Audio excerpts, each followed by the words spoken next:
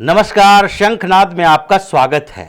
ये कहावत है कि सोए हुए व्यक्ति को जगाना आसान है, लेकिन जो सोने का नाटक कर रहा है उसे जगाना मुश्किल है, क्योंकि वो जानता है उसे जगाया जा रहा है और फिर भी वो सोने का नाटक करता रहेगा। ऐसी ही स्थिति राहुल गांधी की है कि वो चाहते तो हैं कि विपक्ष की तरफ से दबाव बने और सरकार पर बार बार यह आरोप लगाया जाए कि विपक्ष की किसी पार्टी की बात वो सुनता नहीं है, सरकार में बैठे लोग अपनी मनमानी करते हैं। यह नैरेटिव क्रिएट करने की कोशिश की जाती है और जब भी सरकार की तरफ से कहा जाता है बातचीत के लिए तैयार हैं, चर्चा के लिए तैयार हैं, अमित शाह सदन के अंदर बोलने के लिए तैयार हैं, जवाब देने के लिए तैयार हैं, फिर भी राहुल गांधी उन बातों को इग्नोर करके आगे बढ़ते हैं और नए मुद्दे लेकर आ जाते हैं क्योंकि उनको शांत नहीं किया जा सकता।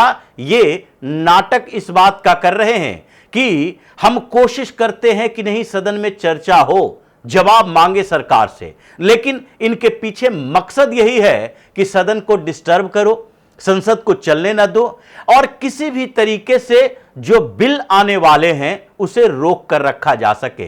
हालांकि यह जरूरी नहीं है कि संविधान संशोधन विधेयक के अलावा कोई भी विधेयक आएगा उसमें विपक्ष की कोई भूमिका होगी, उनकी जरूरत महसूस होगी, लेकिन फिर भी सरकार यह मानती है कि अगर विपक्ष किसी विधेयक पर चर्चा करता है, विपक्ष की पार्टियां इसके लिए साथ में बैठती है, तो वो लोगों के लिए अच्छा होगा जो सदन में चर्चा देखते हैं, जान पाएंगे कि इस विधेयक को कानून बनाने के लिए सरकार ने क्या क्या किया है और इसके पीछे का कारण क्या है, इसका परिणाम आगे क्या होगा, यह फैसला लिया क्यों गया है। और इसलिए अभी तक मान मनोवल चल रहा था, कांग्रेस के साथ भी बातचीत चल रही थी, लेकिन फिर भी अब यह मानकर बैठा गया कि कांग्रेस सहयोग नहीं करेगी। इसका मतलब यह नहीं है कि विपक्ष सहयोग नहीं करेगा। विपक्ष में कांग्रेस अकेले ऐसी पार्टी नहीं है जो कि विपक्ष की भूमिका में है। राहुल गांधी भले ही नेता प्रतिपक्ष हो, लेकिन वो संवैधानिक पद है। ऐसा नहीं है कि विपक्ष में बैठी पार्टियों के पास अगर 240 सांसदों का स्ट्रेंथ है तो उसमें सारे सांसद कांग्रेस के ही हैं, राहुल गांधी के पीछे चलने वाले हैं। इसमें से एक प्रतिशत यानी कि एक सर्टेन परसेंटेज राहुल गांधी की पार्टी का है। 98 सांसद हैं, 99 सांसद पहले थे, एक बारदोलोई ने असम से इस्तीफा दिया, 98 हो गए, अभी तक वहीं पर टिकी हुई है। लेकिन इसके अलावा जो 142 सांसद हैं विपक्ष में बैठे हुए, उनको समझाने की कोशिश की जानी चाहिए, उनके साथ बातचीत तो की जा सकती है। इसीलिए मीटिंग का दौर चला और रात भर मीटिंग चली इस बात के लिए। अलग अलग पार्टी के नेताओं से मुलाकात हुई, कुछ नेताओं से पहले भी मुलाकात हुई थी 2 दिन पहले, जिन पे यह सहमति बनी है कि एक बिल अभी ऐसा बचा हुआ है जिसके ऊपर विपक्ष के सहमति की भी जरूरत है, चर्चा वाली सहमति। अमेंडमेंट करेंगे नहीं करेंगे ये सरकार की बात है, हम क्या करने वाले हैं ये हम अपने मर्जी से करेंगे। सरकार ने रिपोर्ट्स के आधार पर अमेंडमेंट किया है कि यह देश के खिलाफ काम करने वाले कुछ संगठनों संस्थानों पर रोक लगाने वाला है, इसलिए उसके अंदर जो अमेंडमेंट किए गए हैं वो देश के हित में किए गए हैं, इसलिए विपक्ष की आवाज आएगी, अमेंडमेंट की बात होगी, लेकिन मानना न मानना सरकार का काम है, एनडीए का काम है, बहुमत उनके पास है और बिल पारित करवाने के लिए भी इन विपक्ष के सांसदों की जरूरत नहीं है और वो है एफसीआरए अमेंडमेंट बिल। क्योंकि इसी के लिए सरकार बार बार ये कहती रही कि नहीं, अब तारीख तय हो गई है, 12 तारीख को इसे इंट्रोड्यूस किया जाएगा और इसी बिल के इंट्रोड्यूस करने को लेकर 2 दिन से कवायद चल रही थी। किरण रिजिजू ने कुछ विपक्ष के नेताओं के साथ मुलाकात की, यहां तक कि कांग्रेस के नेताओं के साथ मुलाकात की, यह भी आश्वासन दिया कि नहीं, अब अगर अमित शाह को आपको सदन में लाना है, आप डिमांड कर रहे हैं कि छात्रों के मुद्दों पर चर्चा हो, चर्चा होगी, अमित शाह बयान दें, बयान देंगे, इसके लिए कोई समस्या नहीं है। प्रधानमंत्री मोदी से मुलाकात किरण रिजिजू की भी हुई, अमित शाह से भी मुलाकात हुई और उसके अलावा स्पीकर ओम बिरला ने बिजनेस एडवाइजरी कमेटी में सारे विपक्षी पार्टियों के फ्लोर लीडर के साथ बातचीत की कि अब तो अमित शाह भी आने के लिए तैयार है, जवाब देना चाहते हैं, तो इसलिए एफसीआरए के ऊपर चर्चा कर लो कि यह बिल जो जा रहा है, लाया जा रहा है, उसके पारित करने से क्या परिणाम निकलेगा, सरकार क्या चाहती है और आप लोग क्या चाहते हो।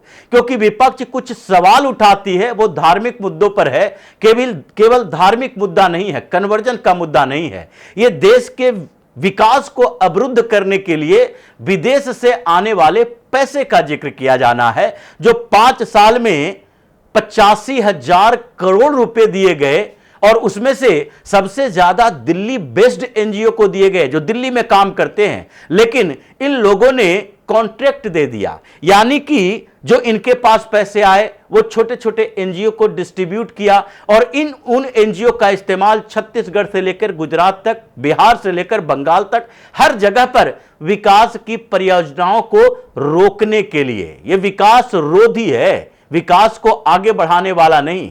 यह सोशल डेवलपमेंट के लिए नहीं, बल्कि भारत के डेवलपमेंट को रोकने के लिए काम करने वाली संस्थानें हैं। इसलिए इसके ऊपर अंकुश लगाना जरूरी है। विदेशी पैसे आते हैं तो इसका मतलब है कि वहां पर बैठे संगठन, संस्था या वहां की सरकार ये भारत के विकास के लिए पैसे नहीं दे रही, बल्कि यहां पर वो अपने एजेंडे को भारत में थोपने के लिए, चलाने के लिए, यहां की सरकार पर दबाव बनाने के लिए इसका इस्तेमाल करती है। इसकी चर्चा होनी चाहिए और इसीलिए विपक्ष की भूमिका है। तो इसके लिए सुप्रिया सुले अपने 8 सांसदों के साथ मुलाकात करने गई, प्रधानमंत्री मोदी के साथ उनकी मुलाकात हुई। उन्होंने कुछ महाराष्ट्र के मुद्दे भी उठाए कि जो एमपी एमएलए डेवलपमेंट फंड होते हैं, MP LAD local area development fund, उसमें 5 करोड़ रुपए मिलते हैं। उसके लिए हमें खर्च करने के लिए स्टेट गवर्नमेंट का सपोर्ट भी चाहिए और वो सहयोग नहीं मिल रहा, इसलिए स्टेट गवर्नमेंट में हमारी पार्टी के साथ सहयोग की बात होनी चाहिए, क्योंकि वहां भारतीय जनता पार्टी की सरकार है। लेकिन उसके अलावा एक मांग की गई कि नहीं, अभी एफसीआरए अमेंडमेंट बिल के ऊपर हम सहयोग करने के लिए तैयार हैं, चर्चा करने के लिए तैयार हैं, लेकिन उसके लिए जरूरी है कि इसको आगे के लिए बंद न किया जाए, खुला रखा जाए। कुछ समय के लिए जेपीसी यानी ज्वाइंट पार्लियामेंट्री कमेटी बनाई जाए, स्टैंडिंग कमेटी, और उसमें इसके ऊपर चर्चा आगे लंबे स्तर पर होगी। हम लोग भी कुछ अमेंडमेंट की बात करेंगे और उस अमेंडमेंट की बात के बाद अगर मंजूरी मिले, अगर ऐसा लगे कि अमेंडमेंट किया जा सकता है तो उसे अमेंडमेंट किया जाएगा। अगर नहीं लगे तो उसी तरीके से जैसे वक्फ बोर्ड संशोधन विधेयक आया था और उसमें उसको जेपीसी में भेजने की मांग की गई, सरकार ने मान लिया, जेपीसी में भेजा गया। लेकिन जेपीसी में जाने के बाद भी ऐसा नहीं हुआ कि वक्फ बोर्ड संशोधन विधेयक पर जेपीसी बनी तो इन पार्टी के नेताओं ने, यहां तक कि उद्धव ठाकरे की पार्टी के नेता अरविंद सावंत तक जेपीसी में बैठे हुए हैं, तो उस विधेयक के ऊपर चर्चा कम हो रही है, हंगामा ज्यादा। कल्याण बनर्जी ने तो ऐसी स्थिति कर दी थी कि मीटिंग के अंदर ही बोतल तोड़ दिया, मारपीट के नौबत आ गए। जगदंबिका पाल उसको लीड कर रहे थे, हेड कर रहे थे। कई बार ऐसी स्थितियां पैदा हुई कि मीटिंग चल भी नहीं पाई। इन लोगों ने अमेंडमेंट करने की बात भी कही, लेकिन क्या हुआ, इनका अमेंडमेंट खारिज, क्योंकि जेपीसी में भी आपकी बहुमत नहीं है, बहुमत एनडीए की है। तो ऐसे में वहां भी आपके अमेंडमेंट खारिज हो जाएंगे। लेकिन फिर भी जेपीसी के रिपोर्ट आए और उसके बाद वक्फ बोर्ड संशोधन विधेयक पारित करवाया गया और पारित करवाने के बाद वो कानून भी बन गया। अब उसके बाद ये लोग कुछ कर नहीं पाए। तो यही स्थिति चल रही है। रात भर अलग अलग पार्टी के नेताओं के साथ भी मीटिंग चली कि नहीं, कांग्रेस को अलग थलग छोड़ दो, कांग्रेस की बात मत करो। क्योंकि राहुल गांधी से जब यह बात भी आ गई कि अमित शाह जवाब देने के लिए तैयार हैं, तो उन्होंने अलग से प्रेस कॉन्फ्रेंस करके कह दिया कि नहीं, अमित शाह हमारी बातों के आधार पर जवाब दे दें। यानी कि गृह मंत्री को राहुल गांधी स्क्रिप्ट लिख कर देंगे कि आपको संसद में यह पढ़ना है। वो बार बार कह रहे हैं कि नहीं, जो छात्रों के मुद्दे पर चर्चा होगी, अमित शाह जवाब देंगे, वो फैंटेसी होगा, वो कहानी सुनाएंगे, अगर अलग अलग मुद्दों पर बात करेंगे, वो हमारे मुद्दे पर बात नहीं करेंगे। ये पहले से आपने तय कर लिया। ऐसा तो होगा नहीं कि लीडर ऑफ अपोजिशन को होने के कारण आप गृह मंत्री को एक स्क्रिप्ट लिख कर दोगे और वही स्क्रिप्ट वो जाकर सदन में पढ़ेंगे। लेकिन राहुल गांधी ऐसा कर रहे हैं क्योंकि उनको पता है कि 2 दिन के अंदर ये जो संसद का सत्र खत्म होगा और हम झंडा लेकर कहेंगे कि नहीं नहीं देखो, अमित शाह जवाब नहीं दे पाए, अमित शाह बात करने के लिए नहीं आए, मोदी झुक गए और हम लोगों ने विपक्ष में बैठकर ताकत दिखा दी कि सदन चलने नहीं दिया, और सदन नहीं चलने दिया इसका मतलब सरकार की विफलता है। तो इसलिए इनको छोड़ दो, इनको वैसे ही छोड़ दो जैसे एंटी पेपर लीक के मामले पर भी लगभग कांग्रेसियों को छोड़ दिया गया था, जितनी बात करनी है करो। जब राहुल गांधी ने उठपटांग बातें की तो उस समय भी कहा गया आपको बोलना है बोलो, नहीं बोलना है जाओ, कोई दिक्कत नहीं है कि आप चले जाओगे तो उसके कारण सदन की गरिमा भंग हो जाएगी, आपको जाना है जाओ, लेकिन अपशब्दों का उपयोग न करो। और इसीलिए तब अलग अलग पार्टियों से, चाहे डीएमके हो, एआईडीएमके हो या फिर कम्युनिस्ट पार्टी के कुछ नेताओं के साथ बातचीत हुई, इधर उद्धव ठाकरे की पार्टी से, एनसीपी शरद चंद्र पवार की पार्टी से, वाईएसआरसीपी के साथ, इन लोगों के साथ बातचीत हुई है कि amendment act, FCRA amendment act पर हम आगे चर्चा करेंगे और उसके बाद इसे अगर जेपीसी में भेजे जाने की मांग होगी तो हम जेपीसी में भेज देंगे, अगले सेशन में इसको पारित करवाया जाएगा।